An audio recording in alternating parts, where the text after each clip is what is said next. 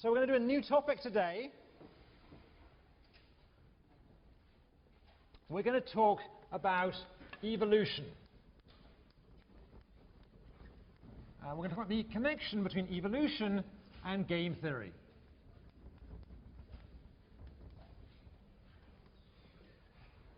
All right. Now there's going to be an extra reading. I already emailed you about this. There's going to be an extra reading on this for the people who want it. There's a reading packet that's available to anybody who wants it. I emailed you all the website where you can order that reading packet and figure out where to pick it up. It's not compulsory. You don't have to look at that reading packet. It's just it might help. In addition, as with last Wednesday, since some of the material here is new, I have written a handout that goes with this lecture, and that handout will appear magically this afternoon on the website. All right, so if things today are fast, don't worry, there's a handout that goes with it. All right, so why look at evolution in the context of game theory? There are really two reasons. The first reason is because of the influence of game theory on biology. All right, it turns out that in the last few decades, there's been an enormous amount of work done in biology, in particular looking at animal behavior, and using game theory to analyze that animal behavior. And just to give you a loose idea about how this works, the idea is to relate strategies with genes, or at least the phenotype of those genes, and to relate payoffs to genetic fitness. All right, so the idea is that strategies are related to genes, and the payoffs in the games are related to genetic fitness.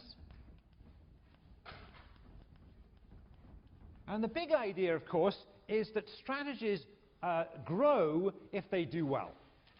All right, so strategies that do well in these games grow, strategies that do less well die out.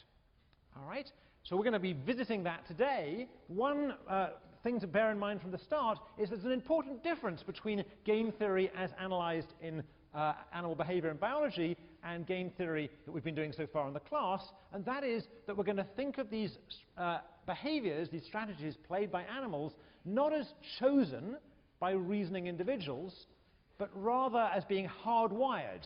So if strategies grow, it isn't that some lion or ant has chosen that strategy. It's simply that the ant or lion who has that gene that corresponds to that strategy grows and has many children. All right, so it's important that this is a new idea for us, that these strategies are hardwired. All right, so that's interesting in and of itself, but there's also an important influence the other way. So a second reason for studying this stuff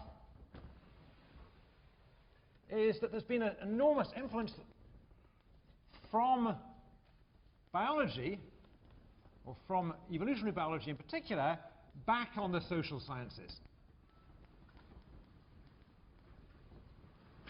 All right? This influence the other way uses evolution largely as a metaphor. And you'll find this if you're a political scientist, if you're a historian, if you're an anthropologist, if you're a sociologist. And let me give you an example from economics, since it's perhaps closer to home. So here's an example. You might imagine some firms in the marketplace. And you could think of these firms not necessarily reasoning out what is the most profitable strategy for them, or what is the most cost-reducing strategy for them. However, so they might just have rules of thumbs to select their strategies. However, in a competitive marketplace, survival of the fittest firms will lead to us ending up with a bunch of firms who have low costs and high profits. All right, that makes sense? So here, competition in the marketplace substitutes for competition in the jungle, as it were. All right, and the analog of a gene dying out is a firm going bankrupt. All right, so this is the kind of ideas we're going to explore. These are the kind of ideas that are going to be in the background for today and Monday. Now, before I go on, I want to put in a couple of kind of important riders. So there are two things that I am not. Right? The first thing I am not is I'm not a biologist. I'm sure there are people in this room who are biologists who know a lot more about the genetic side of this than I do. All right? So I'm not going to attempt to teach you biology here. I'm going to focus on the game theory part. Right? The second thing I'm not is I'm not an American citizen. And I worry slightly when we talk about evolution, because I realize it's very controversial here, and some of you might be from places like, say, Kansas. And if you are from some place like Kansas, then please don't write to your senator about this. All right? Or if they see the movie, just tell them it was some other English guy giving the lecture. All right. So what we're going to actually do is we're going to look at a highly simplified model of evolution, at least for today. All right? We might get onto a more complicated model on Monday, but today it's going to be very highly stylized. So this is going to be our extremely simplified model. And this simplified model is going to do tremendous violence to the biology, but it's really just to fix some ideas, okay? So we're going to focus on what we're going to call within species competition. So the lions are competing against the lions, and the ants are competing against the ants. And the way we're going to think about this is we're going to look at symmetric two-player games. So we look at very simple games. They're only going to involve two players, and they're going to be symmetric games, which means both players have the same strategies, both players have the same payoffs. All right? The way we're going to think of this is we're going to imagine that there's a large population out there, each of whom is playing a particular strategy. And we're going to assume that what happens is we randomly pick two people from that population and pair them up. So everyone in this large population will be randomly paired with someone else. They'll play the strategy that they are hardwired to play, and then we'll see what happens. All right, so the idea here is there's a large population of if you like, animals that are hardwired to play particular strategies, and we're going to have random matching. And the idea here is, when we do lots of these random matching, we're going to keep track of the average payoffs. All right, so what we're going to focus on are the average payoffs of particular strategies when randomly matched in these games. All right? All right? And again, the underlying idea is that relatively successful strategies will grow, and relatively unsuccessful ones will decline. I'm not going to write that. That's obviously the other part of that. So relatively successful strategies are growing, and relatively unsuccessful strategies are declining.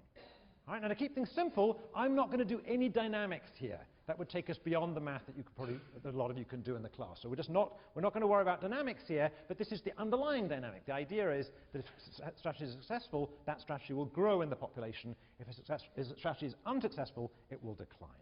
So this isn't horrible violence to biology yet. It's the next bit that's the horrible violence.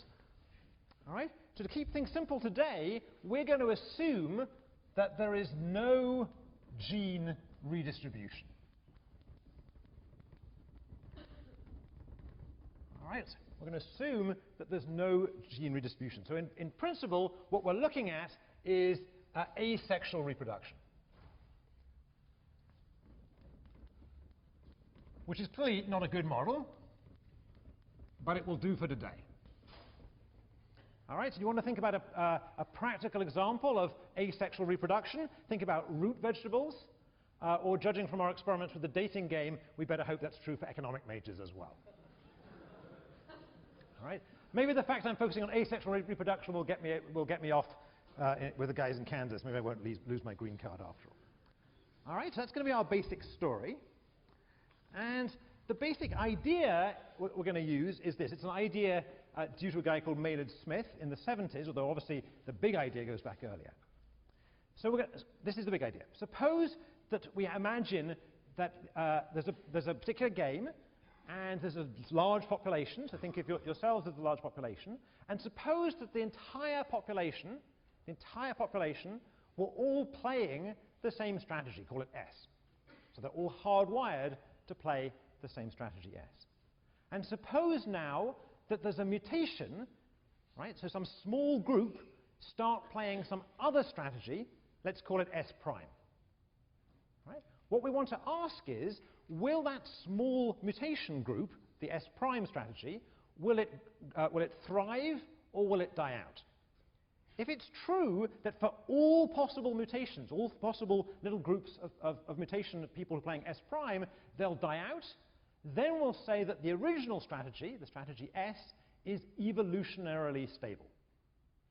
Right? And we're going to write that up more formally later on, but that's just the basic idea. So let's say again, there's a strategy out there that everyone's playing, call it S.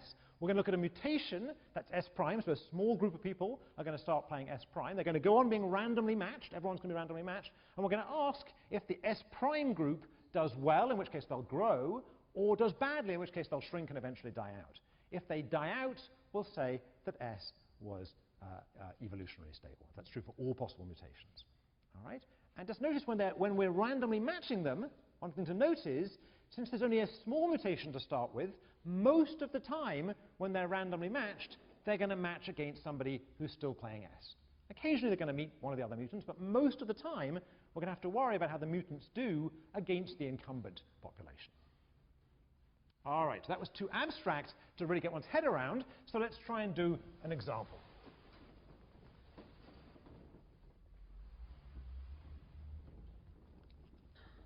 All right, so let's remove our motivation and get down to actually doing some work. All right, so we're going to start with a very simple example that you'll all recognize. Here's a game. It's a 2-by-2 game, and the payoffs are as follows: 2-2, 0-3, 3-0, and 1-1. All right, and we'll call these strategies cooperate or defect. C for cooperate, D for defect. C for cooperate, D for defect. All right, and you'll all recognize immediately that this game is what? This game is what?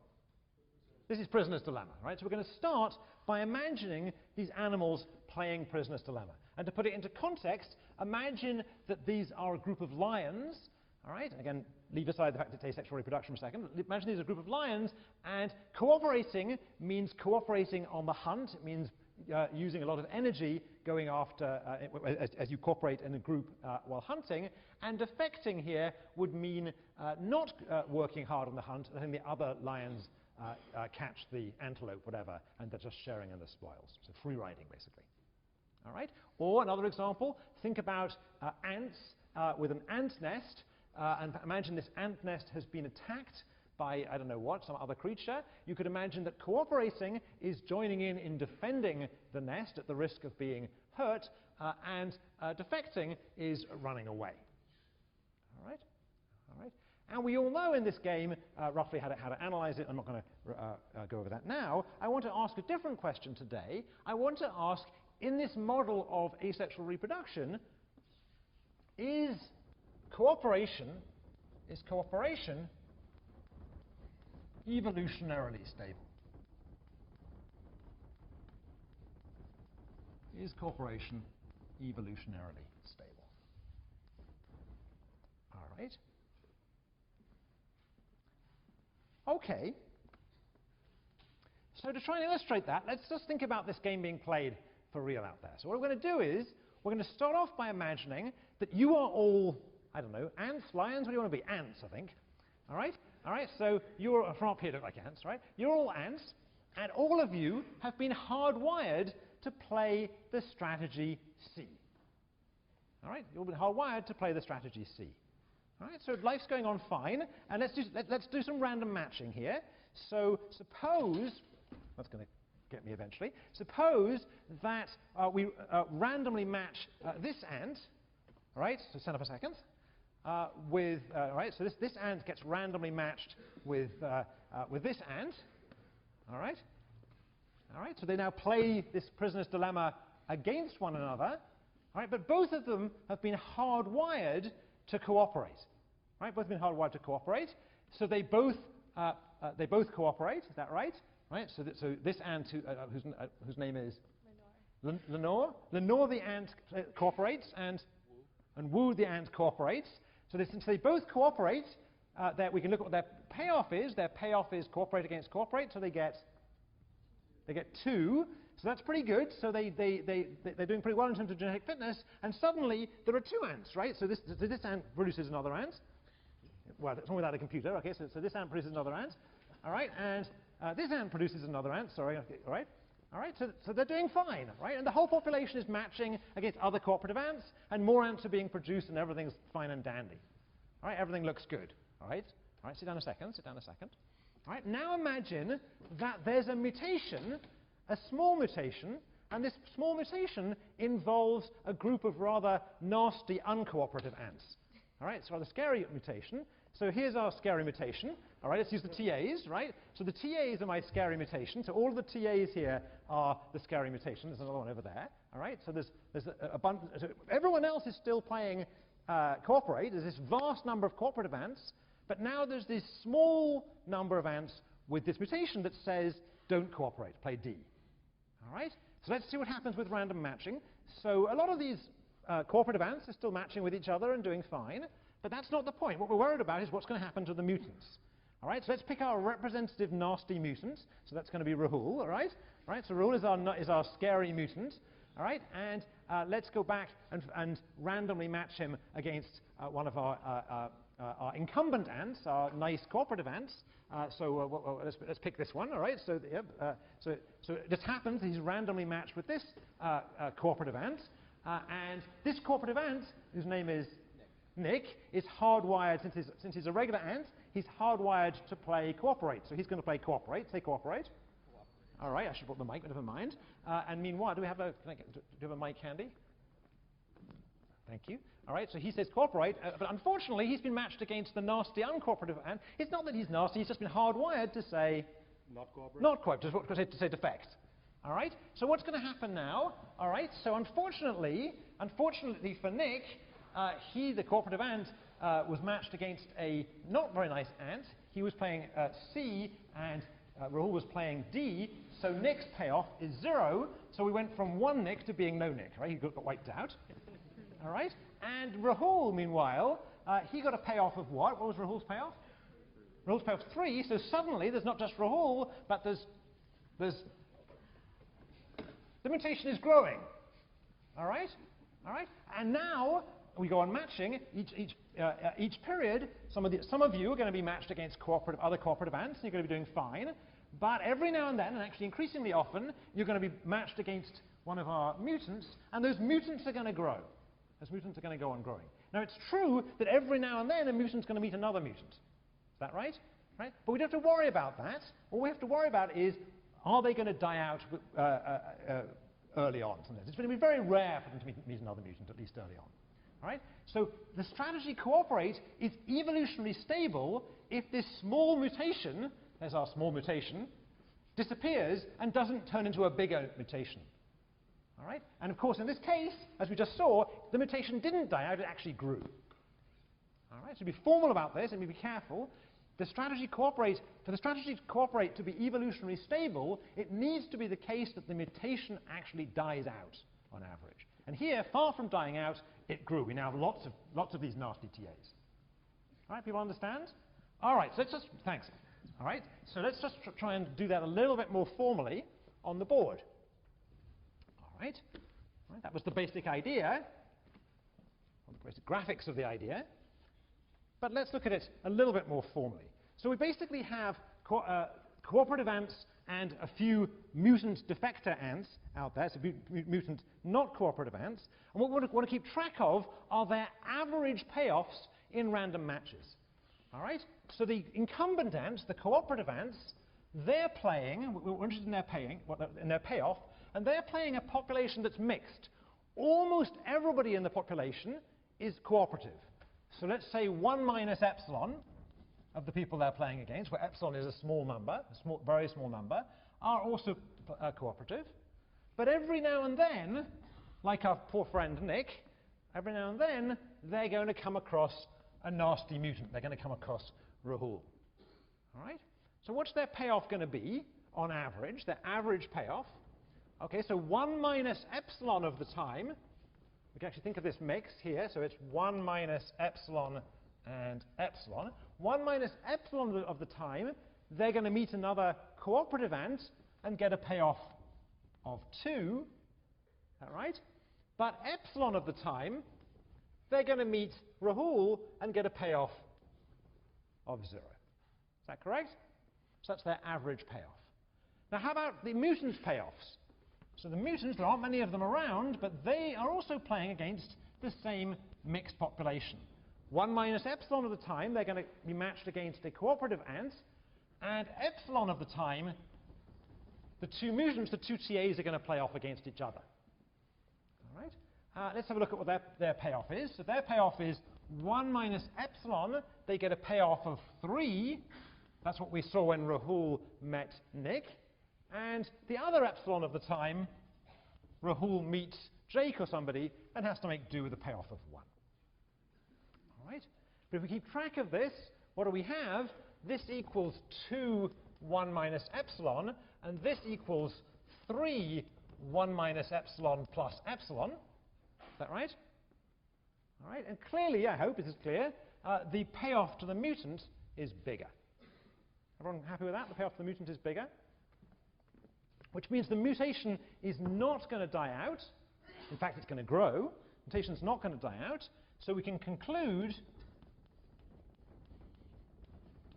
that C is not evolutionarily stable. I'm going to start using ES for evolutionarily stable. All right?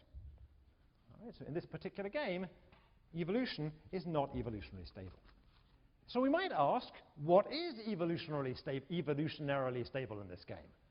Well, it's not going to be hard to figure it out, but since there's only one choice, I claim that D is going to be evolutionarily stable. But let's just prove it.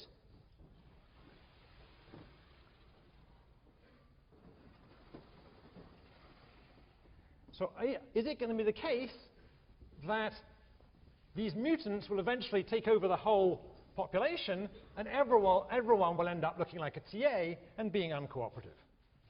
All right, so they're busily asexually reproducing all the time. They get bigger and bigger. And is it in fact the case that once they've conquered everything, that they're evolutionarily stable? So is defect evolutionarily stable in this game? All right, to figure that out, we have to do exactly the reverse experiment. So the experiment now is, imagine everyone in the population, all of you guys, all of the students in the room, are nasty, non-cooperative, defecting ants. All right? All right? And you're going along, and most of the time you're meeting each other all the time for now, and you're getting a payoff of 1. And now there's a mutation, but this time the mutation isn't the scary non-cooperative mutation that we saw before with Rahul. It's going to be Murtu over there, all right? And Murtu is a nice mutation who cooperates. All right, so Murtu is our nice cooperative mutation. All right, let me just get the camera to pan on poor little Murtu. All right, so there's poor little Murtu, who's the only little cooperative mutation in the room. Wave. All right, there we go. Okay. All right. All right. And what's going to happen to our cooperative mutation? All right. So most of the time, you non-cooperative people are matching up against each other. We can figure out what your payoff is. So the uncooperative incumbents, they're playing a population that is 1 minus epsilon non-cooperative, and epsilon of the time, they meet Murtu. All right? So what's their average payoff? So let's be careful. Let's switch things around up here, just to make sure we can see what happened. So switching things around on our chart up here, we're now looking at the case where there's 1 minus epsilon non-cooperators and epsilon cooperators.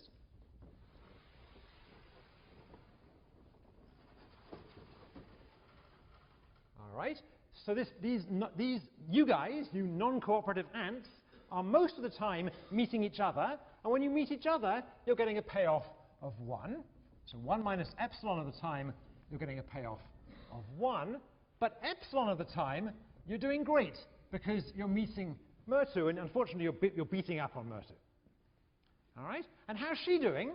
Well, she's a cooperator, and 1 minus epsilon of the time, she's meeting you guys, and epsilon of the time, she meets another nice cooperative ant like Jake. All right? So her payoff is 1 minus epsilon of the time, she gets nothing, and epsilon of the time, she does pretty well and gets 2. But it's only epsilon of the time. Is that right? So far, so good. So what's going to happen to this mutation? Well, the incumbent population, their average payoff comes down to being 1 minus epsilon plus 3 epsilon. And Murtaugh's payoff, the mutant, ends up being 2 epsilon. All right? So unfortunately, these nasty ants are thriving, and Murtaugh gets wiped out. So you can sit down again.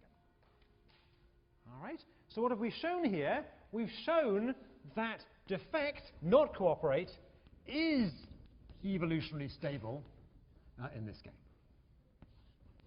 Right? Any mutation, there is only one possible mutation, any mutation gets wiped out. All right?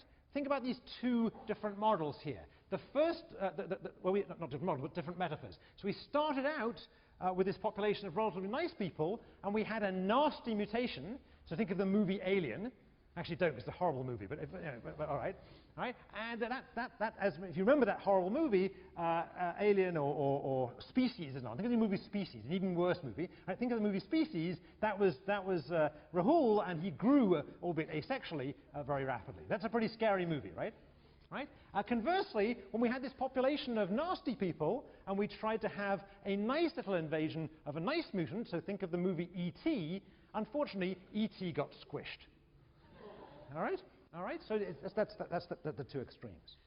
All right. So what is the lesson that we can actually draw from this? All right. So there's a lesson here. And the lesson, I guess there's going to be two lessons here, but let's start with one. The first lesson here is that, well, let's just put it on the board first of all. Nature, the outcome of evolution, nature, can suck. All right? So again, we could use a more formal term, but this is an important lesson.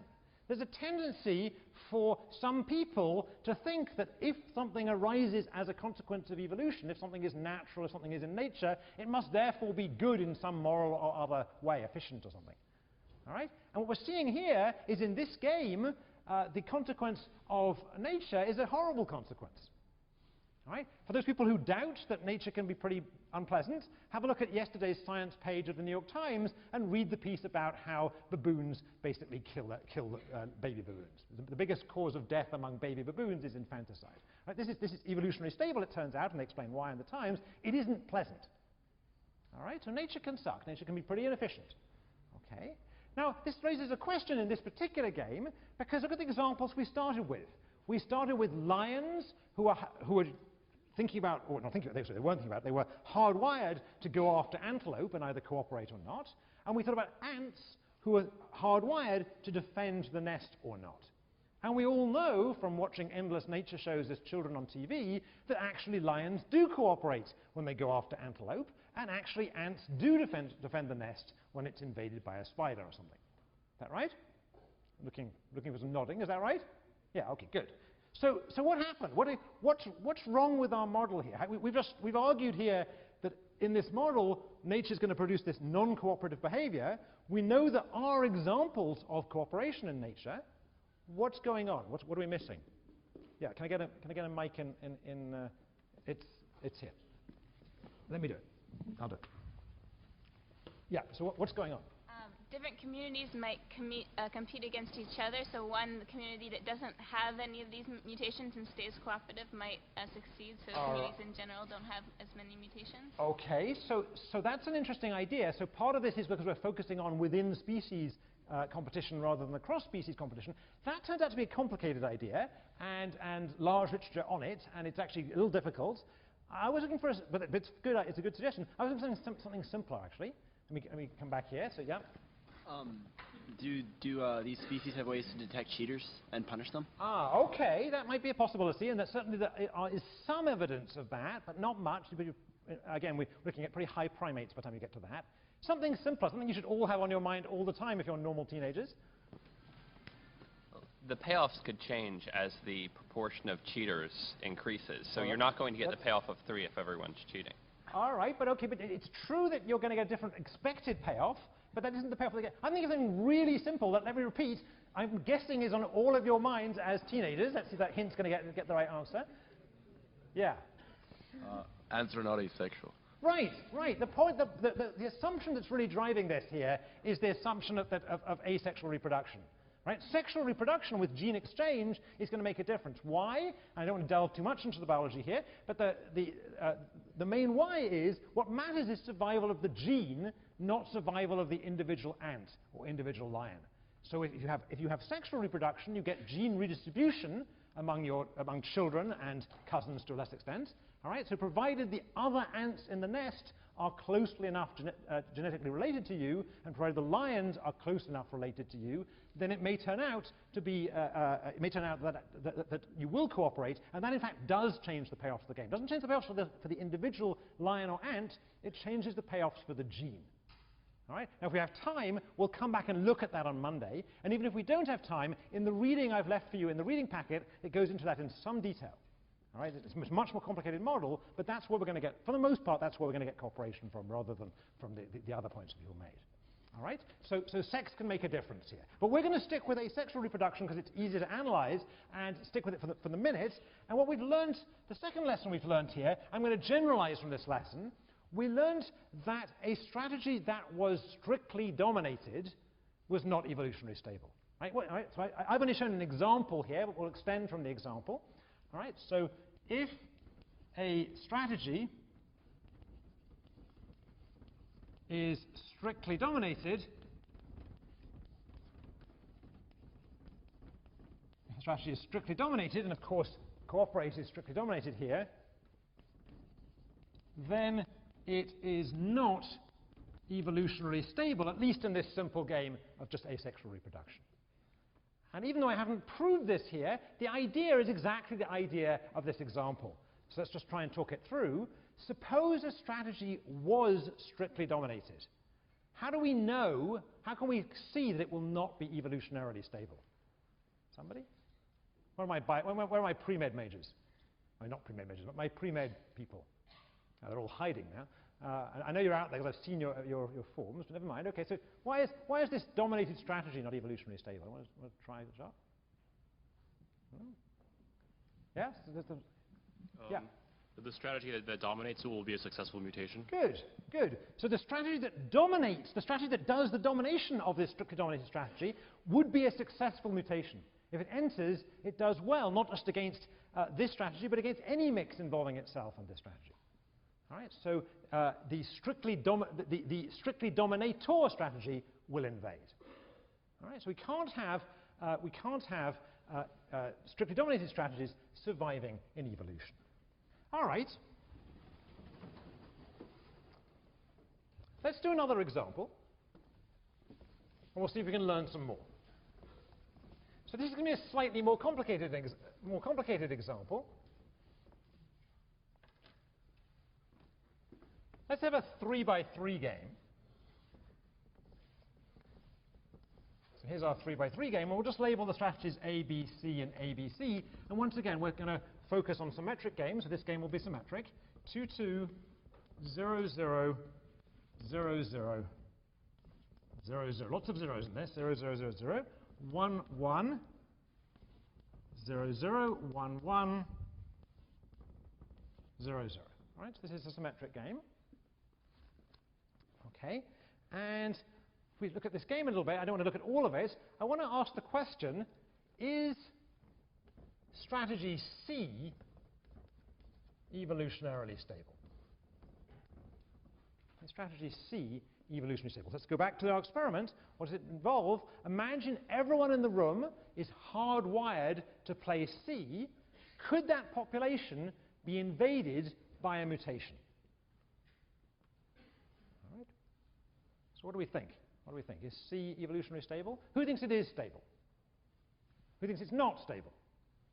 Right, so most of you think it's not stable, so you must have some idea why. Why do we think it's not stable? Let me just try and cold call a little bit. Anybody? Let me sample somebody. If it's not stable, it must be it's going to get invaded. So who's going to invade it? Can we try this gentleman? Have a guess who's going to invade it? Strategy B. Strategy B. Okay, that's correct. Okay, so your name is? Greg. So Greg is saying strategy B might invade here. Let's have a look. Let's see what happens. All right? So Suppose there's an invasion of B. So again, the TAs are playing B, everyone else is playing C. And let's see how these incumbent genes do. So C is playing against 1 minus epsilon of the population who are playing C and epsilon who are playing B. And its average payoff, well, 1 minus epsilon of the time, it'll be matched against essentially itself and get a payoff of 0. All right? But epsilon of the time, it will be matched against a B and get a payoff of 1. All right, everyone agree with that? All right, so 1 minus epsilon of the time it meets itself and gets nothing. Epsilon of the time it gets lucky, and it meets a TA and gets a payoff of 1. How about those B invaders, the TAs in the class? So 1 minus epsilon of the time, they're going to meet C's, and epsilon of the time, they're going to meet B's. And 1 minus epsilon of the time, therefore, the B is meeting a C and getting a payoff of 1. Right? So 1 minus epsilon of the time, the TA is meeting one of you. And epsilon of the time, the TA is meeting another TA, playing B against B, and getting 0. All right, so this works out as epsilon, and this works out as 1 minus epsilon. All right? But notice that if epsilon is small, if there are just a small number of these mutations, 1 minus epsilon is bigger than epsilon. Is that right? And that means that this mutation will not die out. Right? It'll probably go on, and we can actually say a bit more, it'll probably go on growing until it's roughly half the population. All right? But in particular, it won't die out. Since it won't die out, since the mutation doesn't die out, we can conclude that C is not evolutionarily stable. All right, everyone okay with that? Everyone okay with that idea? Now this example is a little bit more complicated than the previous example, because it turns out that the invading mutant population, the population B, is itself not evolutionarily stable. Right, everyone see that? Right, C wasn't evolutionarily stable because it got invaded by B. Who's going to invade B? Who's going to invade B? C is going to invade B. Turns out everything's exactly symmetric here. So even though we're arguing that C is not evolutionarily stable because it's invaded by B, it doesn't have to be the case that the successful mutant is itself evolutionarily stable. Right? So in this particular example, the invader, namely B, is itself not evolutionarily stable. Nevertheless, it doesn't die out when it invades a population of C. All right? But there's a second observation I want to draw off this one. I'll give us some better chalk here. I'm not finding it. All right. There's a second observation I want to draw off here. What do we observe? What else is true about this, about both C and B? So what's true about everyone playing C or everyone playing B? What else? Just going back to what we've learned in the course so far, what do we think about everyone playing C? So if everyone's playing C, we'd be looking at an object like this, C, comma C, right? And we might ask the question, is C, comma C, what? Is it a Nash equilibrium? All right, so is CC a Nash equilibrium? Here we asked, was it evolutionarily stable? We found it wasn't. Now let's ask a different question. And forget evolution for a second. Is CC a Nash equilibrium? Well, that's a question you all should be able to answer for the midterm. So somebody tell me the answer. It's not a Nash equilibrium. How do we know it's not a Nash equilibrium? What do we have to do to show it's not a Nash equilibrium? We have to show that there's a profitable deviation, right? Right? So shout it out, what's the profitable deviation here? The profitable deviation is B, right? It's not, no, because B is a strictly profitable deviation. Right? B is a strictly profitable deviation. notice that the thing that was a strictly profitable deviation was the same thing that would have invaded the population of Cs in the context of our ant's nest, in the context of this classroom being an ant's nest and looking at evolution. Is that right? Right? So what have we just learned here? Well, this idea turns out to be general. The idea is, if a strategy S, right, perhaps I should make this a lesson.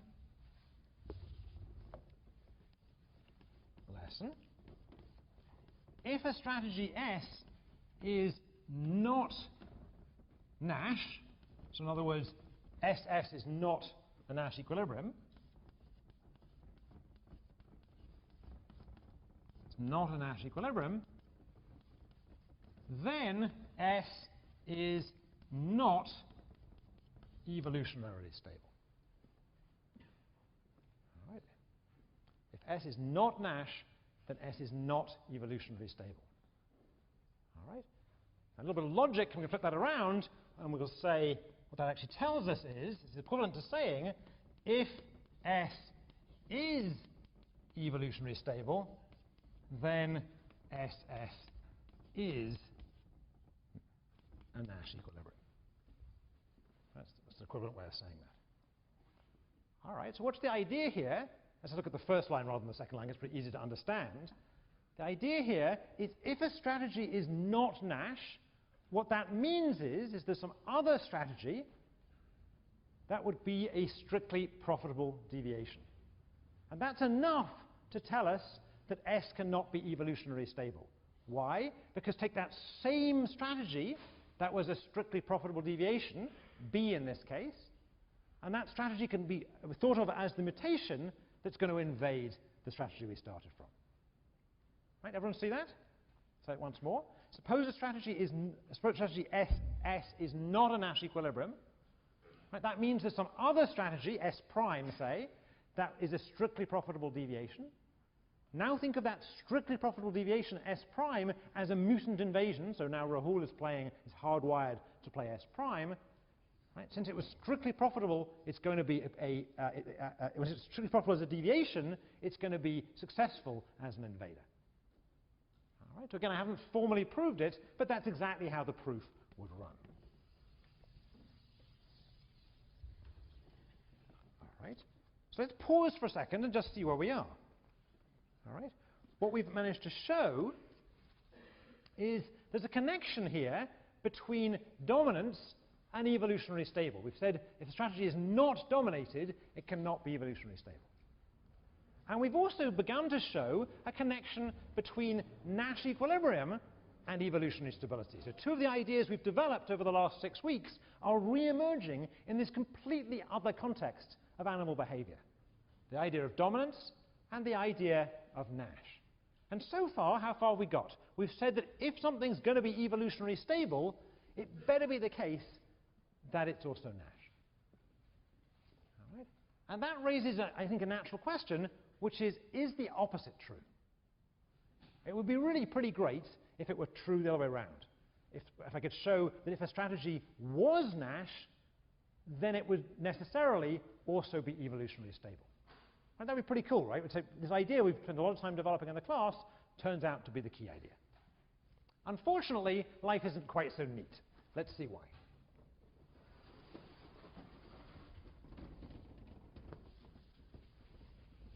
All right, so what I'm going to do is I'm going to show you an example, and what this example is going to illustrate is that we can find Nash strategies that are not evolutionarily stable. And the example is embarrassingly simple. Here's a game. It's a two-player, two-strategy game, and the payoffs are 1-1, 0-0, 0-0, 0-0. All right, this is kind of an embarrassingly simple game. All right, what are the Nash equilibria in this game? Well, let's go through slowly. All right, if player row is playing A, then column's best response is to pick A. And if row is playing B, then column's best response is either to play A or B. Right? If column is playing A, then row's best response is to choose A. If column is playing B, then Rho's best response is either A or B. All right, so this is kind of exercise that is almost second nature for you guys now. All right, so we can conclude by looking where these best responses coincide that the Nash equilibria here are AA and BB. Okay? Everyone happy with that? Should be looking like this is, yeah, this is easy, right? All right. So, all right. But let's look at this second Nash equilibrium, the BB Nash equilibrium, the one that's down here. Right? Is B evolutionarily stable?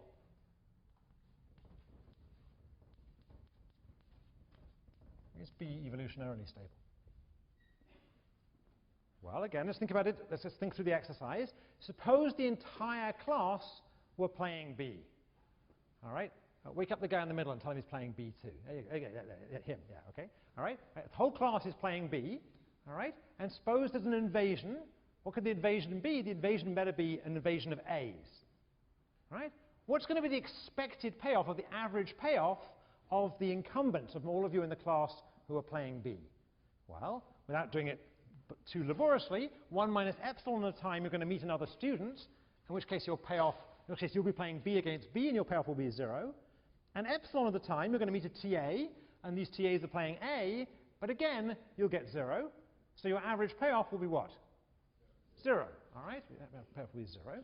All right? So if you're incumbent and you against this mix, your payoff will be 0. And if you're an invader, so how's Rahul doing this time? Rahul's playing A. 1 minus epsilon of the time, this A is playing against a B. Right? So 1 minus epsilon of the time he's playing against a B. Right? So 1 minus epsilon of the time, Rahul meets a student and gets a payoff of 0. But epsilon of the time, Rahul hits it lucky, and Rahul meets another TA. Rahul meets Jake. And when he meets Jake, his payoff is 1. Is that correct? Is that correct? So his total average payoff is epsilon, which is bigger than 0. All right? So indeed, it turns out that Rahul's gene is going to grow, the B's are going to shrink. BB was Nash, but it's not evolutionarily stable. It can be invaded. All right? Everyone see that? Everyone see how that invasion worked? So the key to that invasion was when Rahul met another incumbent student, he did no better than the students did against students. But on those rare occasions when Rahul met another TA, he made hay. Or not hay, it's asexual reproduction. He got a payoff of 1. All right? And those rare occasions were enough to make Rahul grow and thrive, whereas the B's, relatively speaking, shrink. All right, everyone happy with that? Yeah? Okay, so what we have here is an example of something that is Nash, but is not evolutionarily stable. Can anyone say, what's special about this example? How did I rig this example?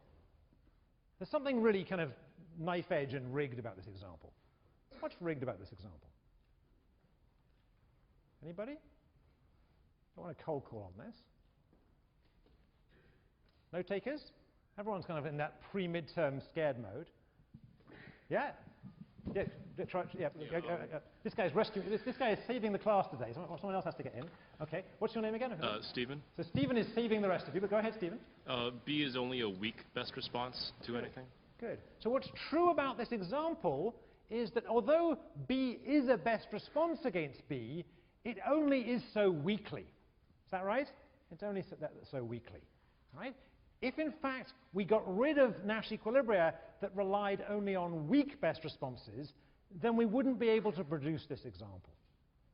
Right? So in particular, if we looked at Nash equilibria where the Nash strategies was strictly a best response, it was strictly better than playing any other pure strategy, those cases would be evolutionarily stable.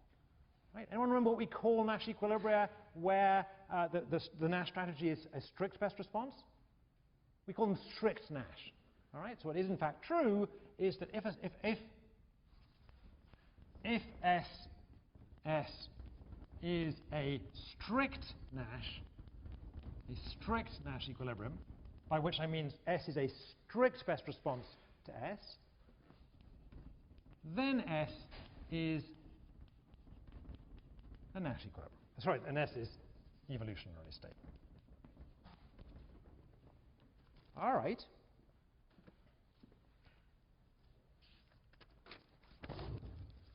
Excuse me. Okay, so we've been only semi-formal so far. I haven't really put up a formal definition. And what I've been groping towards slowly is a connection between an idea growing out of biology, namely evolutionary stability, and an idea growing out of economics and mathematics, namely Nash equilibrium. And what I want to do now is I want to show you formally how are these connected. I'm not going to prove this part of the class because a proof is a bit lengthy, but I will include a proof on the handout that's going to be available this afternoon. I'm just going to argue it for now.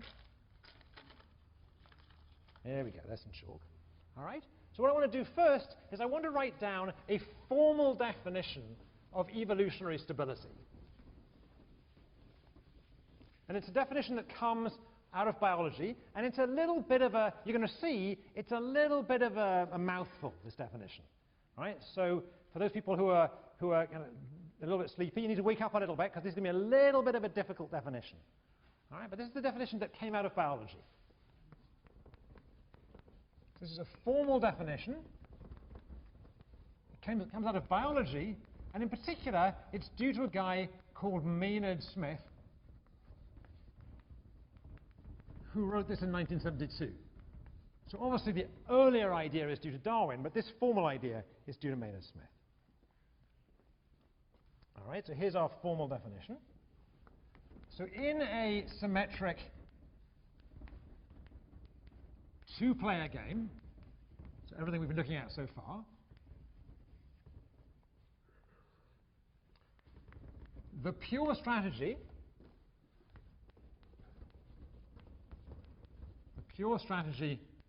S, let's call it S hat, give it a name, S hat, is evolutionarily stable, and again I'll just use ES for that, but let me be a little bit nerdy here. I'm going to say in pure strategies. It's evolutionarily stable in pure strategies. I'm putting this in because we're going to come back on Monday and consider mixed strategies. Right? So it's evolutionarily stable in pure strategies if, and just leave a little bit of a space here, because I'm going to need a little bit of space between these next two lines. Leave a little space here. All right, so here's our big mouthful. What we need is 1 minus epsilon of the payoff of playing S hat against S hat plus epsilon of the payoff of playing S hat against S prime has to be strictly bigger than 1 minus epsilon of the payoff of playing S prime against S hat plus epsilon of the payoff of playing S prime against itself. All right? This has to be true for all possible deviations S prime. But we also, this is why I need the extra line, and for all mutation sizes epsilon less than some epsilon bar. All right, now this is where I need to go back and just be a bit more careful. So I'm going to write in this extra line, there exists an epsilon bar. All right, that's why I left that extra line there. So this looks like very nerdy things. Let's talk our way through it. All right, what's it saying? It's saying that S hat is evolutionarily stable if, against all possible mutations, so all possible versions of Rahul, S prime, all right, the payoff of S hat against the subsequently mixed population is bigger than the payoff of S prime against the subsequently mixed population. Let's just see why that's so. So this on the left is the payoff of S hat against a population in which 1 minus epsilon of the population, like it, is playing S hat, and epsilon of the population is like Rahul. Right? Because 1 minus epsilon of the time it meets something like itself, and epsilon of the time it meets a TA. All right? Conversely, on the right-hand side, we have the payoff to the mutation. The payoff to the mutation is 1 minus epsilon of the time the TA meets a student and gets the payoff of S prime against S hat. Epsilon of the time the TA meets itself and gets a payoff of S prime against S prime. And we have this inequality we had before that says the mutation, the invader, has to do worse, so it dies out. All right? So the nasty bit of this definition, the part that's a little bit, if it takes a while to get your head around, is this qualifier about the size of mutations. And all it's saying, I mean, ignore the math of it, all it's saying is this better be true for all small mutations. All right? You could think of that as saying this has to be true for all small mutations. So this definition from biology is exactly mimics the argument we went through several times now, both using the class and using the board and figuring out average payoffs. All right? This is an ugly definition. Everyone agree this is kind of ugly? All right? So now what I'm going to do is I'm going to give you an entirely different definition. It's also going to be ugly, but a little bit less ugly.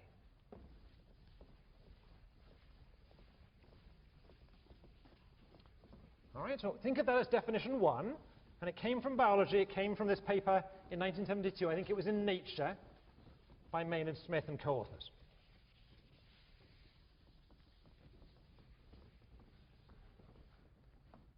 And think of this other definition that's coming out of economics. So definition 2. A strategy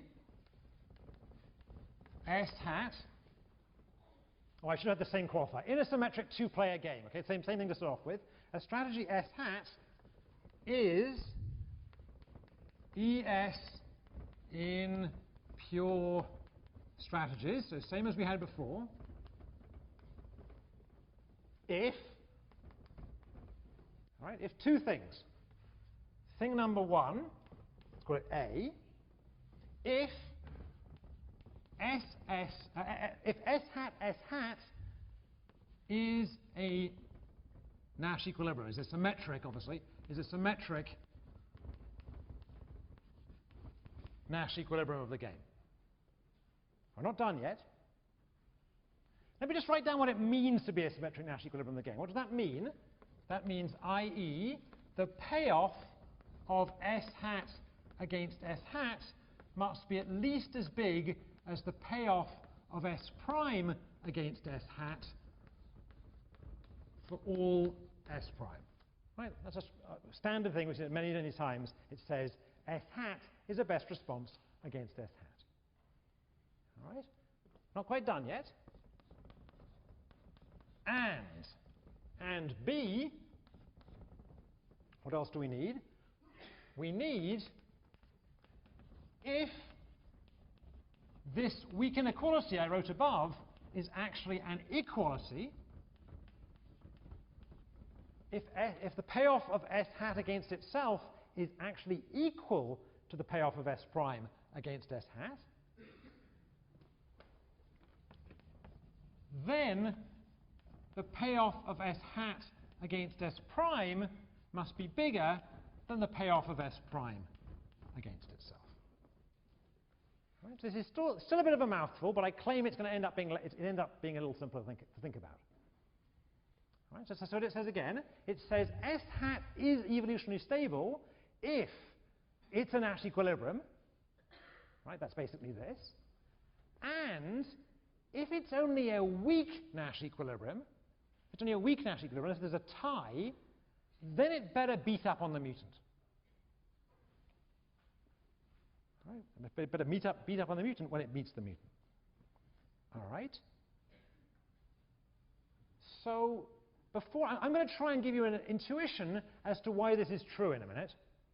But first, I want to tell you why you should care about this.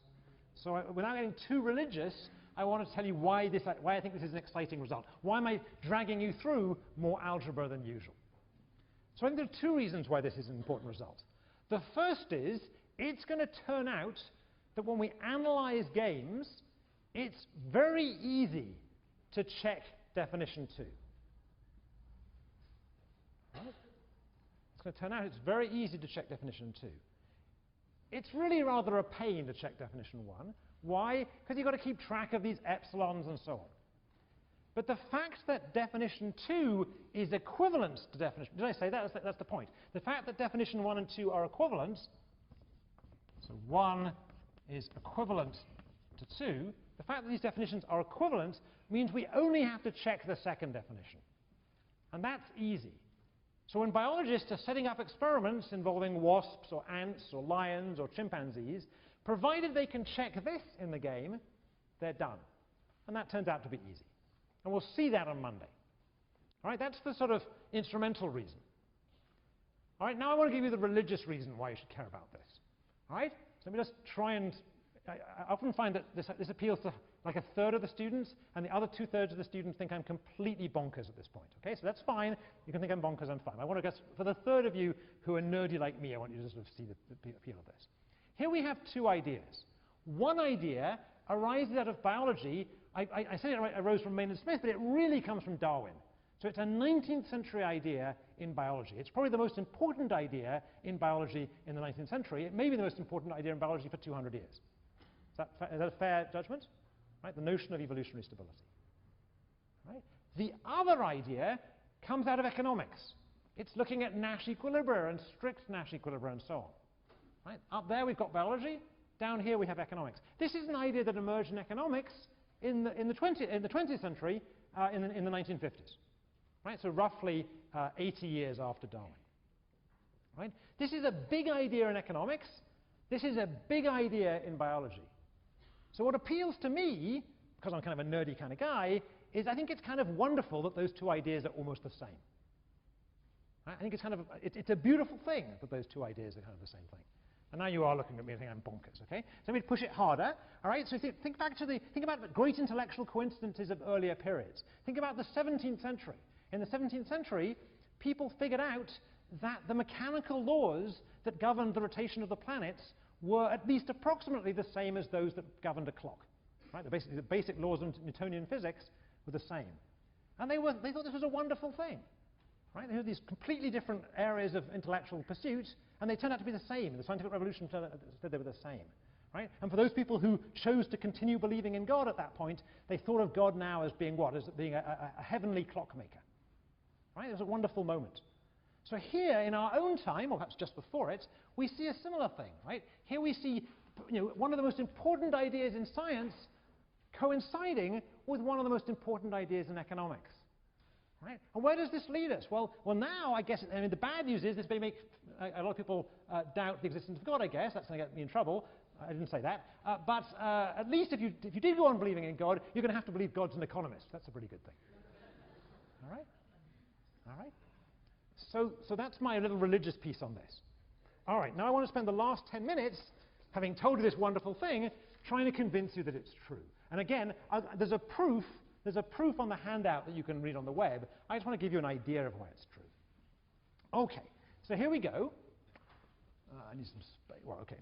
All right, so what I want to convince you of is that this definition, this kind of game theory definition, this econ definition, implies the one above. The one above we've kind of already argued several times today corresponds to the notion of evolutionary stability. We talked about it several times. We wrote down these kind of equations several times. So I want to convince you that this one implies that one. All right? Okay. So what do I have to convince you? So let's imagine, let's fix. Okay. There's no way of getting me to see that one without. No, never mind. That was a bad idea. Never mind. Okay. Let's bring it back in.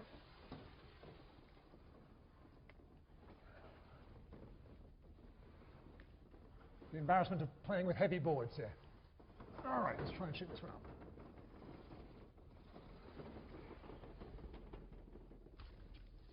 If you ever think of asking your dean about some new technology for Yale, we might think about having some slightly lighter blackboards.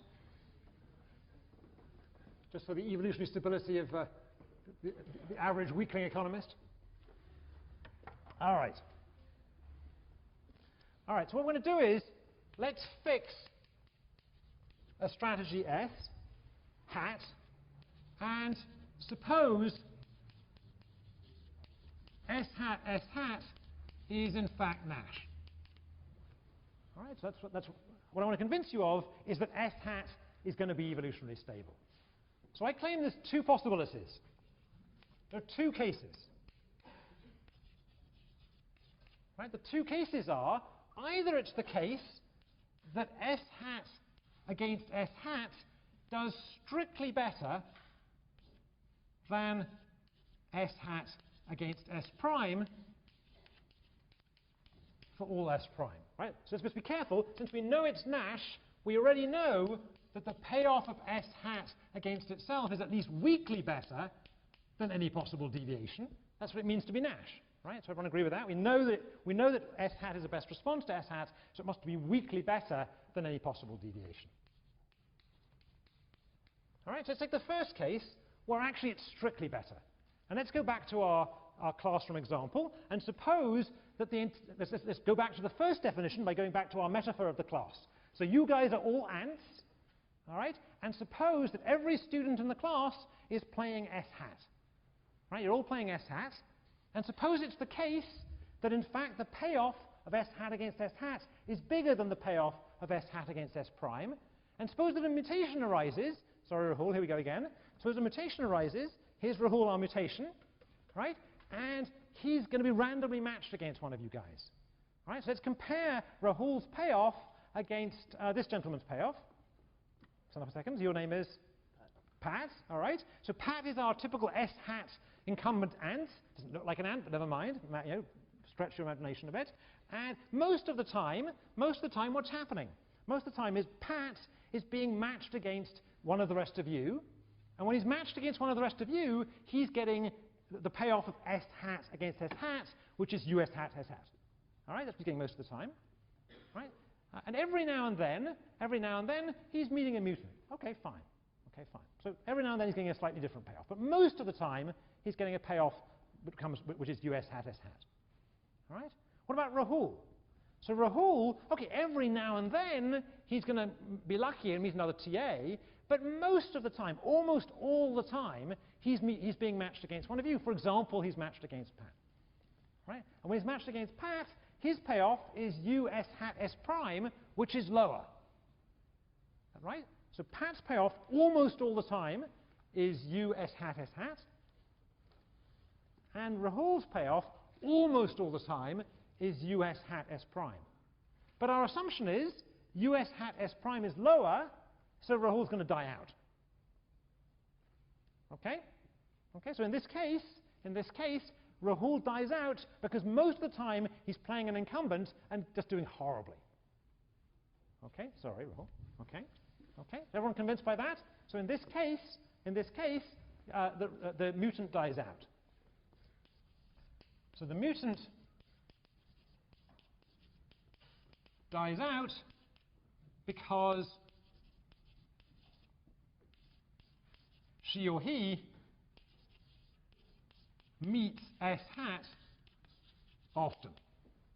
Right? The mutant meets the incumbent often and just does horribly against the incumbent. That's the first way. That's the first case. That's case one. And case two is, it could be the case that in fact Rahul does pretty well against the incumbents.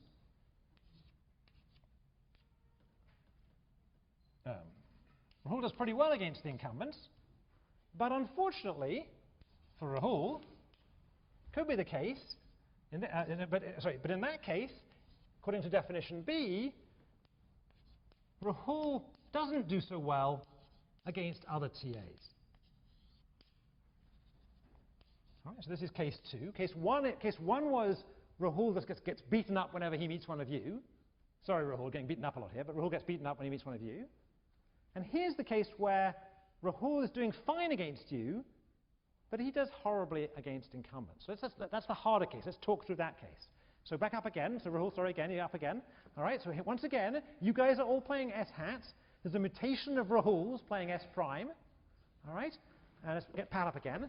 All right, so when Pat meets one of you guys, so let's pick out one of you guys. So let me pick up, your name is? Christine. So when Pat meets Christine, which is most of the time, he does okay. And when Rahul meets Christine, which happens most of the time, he does exactly the same. So if you just compared them in their random matches against Christine or the rest of you, they're the same. All right? But every now and then, thanks Christine, every now and then, instead of every epsilon of the time, rarely, Rahul is going to meet Jake. Oh no, Jake's writing. He's going to meet Kai. All right? All right, so no, second. All right? And on those occasions, let's see what happens. So when Pat meets Kai, he does pretty well. And he gets some big bonanza. He gets a much bigger payoff than when Rahul meets Kai. They just do horribly against each other. Right? And the fact that they do horribly against each other causes them to die out. All right? All right, so let's talk this through. There were two ways in which Rahul could die out. One is he dies out because he does horribly against you. And the second way he can die out is if he does equally well against you as you do against yourself, but he does horribly when he meets the other TAs. Right? In either case, you guys are evolutionarily stable and Rahul's in trouble. All right? Was that convincing enough an argument? There's a formal proof. Thanks, guys. There's a formal proof in the handout, but this will be enough to get us started. All right? So in this case, the mutant does okay against against S hat, but gets clobbered, or does badly, let's say, against S prime. Right? Right? So mutants that are going to die out are those that do badly against incumbents or do badly against themselves. In either case, S hat will be evolutionarily stable. All right? Now, next time, I want to take this further in two directions. I want to see what happens about evolutionary stability in more complicated games, for example, in cooperation games. And we're going to see that evolution doesn't do great in cooperation games. Right? And we're also, if we have time, going to look at sexual reproduction, which is probably what you guys are all interested in anyway. All right, I'll see you all on Monday.